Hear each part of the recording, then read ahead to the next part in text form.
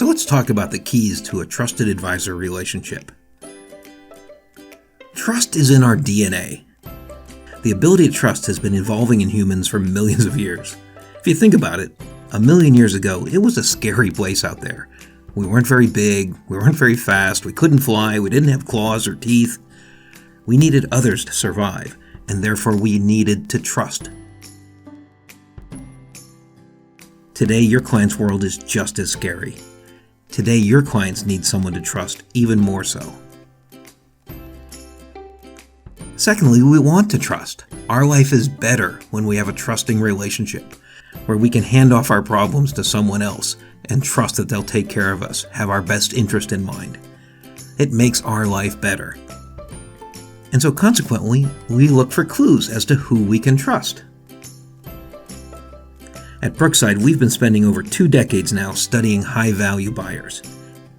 We've identified 6 dimensions of a trusted advisor relationship. They are integrity, competency, recognition, proactivity, savvy, and chemistry. The first 2, integrity and competency, are what we call the satisfiers. You have to do these. You get no points for doing them well, but you lose points if you don't. The last 4, recognition, proactivity, savvy, and chemistry, are what we call the motivators. Let's start with the first one, integrity. The notion of integrity is, does your buyer think you're reliable, dependable, going to do what you promise? Competency is, does your buyer think you have the people, the products, the skills, the experience to do what you promised? But as I said, these 2 are the satisfiers. You have to do these. This is what they paid you for. Integrity and competency is what gets you into the pack, gets you into that transactional vendor zone. Don't do these well, and obviously your client's going to be antagonistic. Do them well, and you're now a perfectly fine transactional vendor. If we want to grow our business, if we want to grow our relationship with our clients, we have to do more than provide a perfectly fine transaction. And that means we have to deliver the perception of these motivators: recognition, proactivity, savvy, and chemistry. Recognition. Does our buyer think we care about them as an individual, or do we treat them like a number? Proactivity. Are we bringing new ideas to the table, ensuring our client doesn't encounter some surprise? Savvy's a big one. I always like to say savvy is the flip side of competency. Where competency is, does your buyer think you know your business? Savvy is, does your buyer think you know their business? Do you understand how they work, how they operate, how they make money, how deals get done with inside their company? The politics, all of that comes under the savvy umbrella. And finally, chemistry. Do you work well together? Do you communicate with them? Do you click? Sometimes trusted advisor relationships move into a friendship even. But most of the time, it's about, do we work well together and do we communicate well together? These 6 dimensions, integrity, competency, recognition, proactivity, savvy, and chemistry, are what drive the client's perception of you as their trusted advisor. But here's the rub. You can't do integrity. You can't do competency. These are perceptions in your buyer's brains.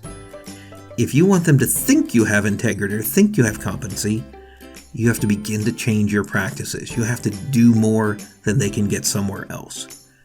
And so when you think about the behaviors, the practices that lead someone to think you have integrity or think you have competency, that's where we want to start thinking about, how do we change the way we interact with our clients? For example, to demonstrate we have integrity, we should meet our deadlines. We should document the discussions we've had with them. We should explain our decisions so that everybody understands what's going on.